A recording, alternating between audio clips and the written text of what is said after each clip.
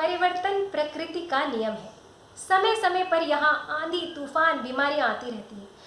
ऐसी सिचुएशन में अगर हमारा कोई फाइनेंशियल लॉस हो जाता है और हम उसी लॉस के बारे में सोचते रहते हैं, तो जो हमारे पास है यानी कि हमारा मन और हमारी सेहत वो भी खराब हो जाती है। ऐसी सिचुएशन में लाइफ विनिंग एटीट्यूड क्या होता है, आइए सुनते हैं इस कहानी में। जापान के एक छोटे से द्वीप पर एक किसान रहता था। उस द्वीप पर आए दिन आंधी तूफान आते ही रहते थे। किसान बहुत बूढ़ा हो गया था और उससे इतनी मेहनत अब होती नहीं थी। उसके द्वीप पर उसे खेत पर काम करने के लिए कोई मजदूर भी नहीं मिल रहा था।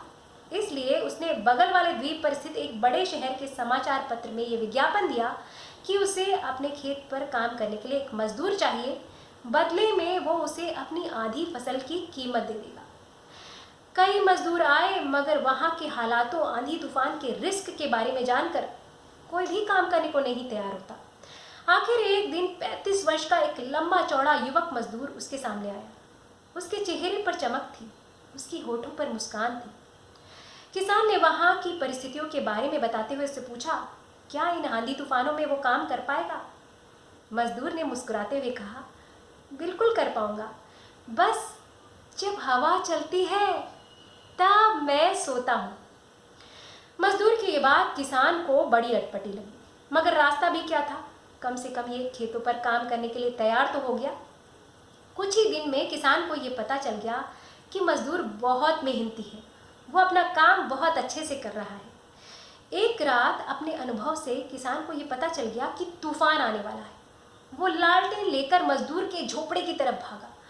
वहां उसने देखा कि मजदूर गहरी नींद में सोया हुआ है। उसने उसे हिलाते हुए जगाया और कहा, उठो उठो, तूफान आने वाला है। अरे चलो फसलों को ढक दो, देखो बाड़े में जानवर बंधे हैं कि नहीं, मुर्गियां दड़बे में हैं कि नहीं, बाड़े का दरवाजा बंद किया है कि नहीं। मजदूर ने अलसाई हुई आवाज में कहा, मैंने तो आपसे पहले ही कहा था, जब हवा चलती है तब मैं सोता हूँ।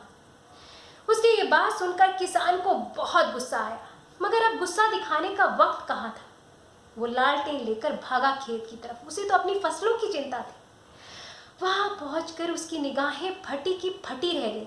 उसने देखा कटी हुई फसलों के गट्ठर बांधकर अच्छी तरह ढके हुए। बाड़े में उसने झांक कर देखा, मुर्गियां दड़बे में थी, जानवर बंधे हुए थे और बाड़े का दरवाजा रस्सी से कसकर टाइट बंद था।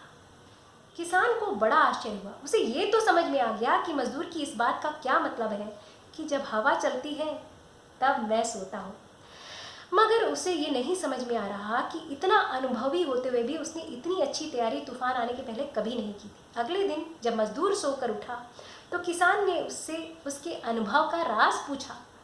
तब मजदूर ने उसे बताया कि बगल वाले द्वीप पर उसका अपना खेत था, मगर जब सुनामी आई पिछले महीने तो उसका पूरा का पूरा खेत बह गया।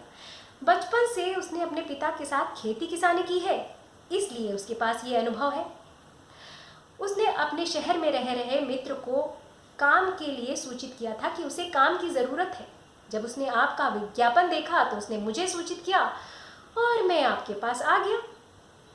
किसान ने कहा, लेकिन तुमने अपनी ये खेत बहने वाली बात मुझे क्यों नहीं बताई? मजदूर ने कहा, जो चला गया, जो नुकसान हो गया, उसके बारे में बताने से क्या होगा। मेरे पास जो है, मेरा हुनर, मेरी काबिलियत, उसे कोई सुनामी बहा कर नहीं ले जा सकती। और आप मुझे इतनी अच्छी कीमत दे रहे हैं, कुछ वर्षों में मैं दूसरा खेत ले लूँगा। किसान को ये समझ में आ गया कि उस मजदूर के चेहरे की चमक का, उसकी मुस्कुराहट का राज क्या है। उसका राज था ये ही लाइफ विनिंग एटीट्यूड की जो चला गया उसके बारे में सोचना क्यों, जो आ सकता है, जो हम कर सकते हैं, उसी पर फोकस करना है। समस्या नहीं, समाधान पर फोकस करना है। तो दोस्तों, अगर आपको मेरी ये कहानी पसंद आई हो तो इस वीडियो को लाइक करिएगा, शेयर करिएगा और मेरे channel Sonia Agarwal story teller को सब्सक्राइब ज़रूर करिएगा।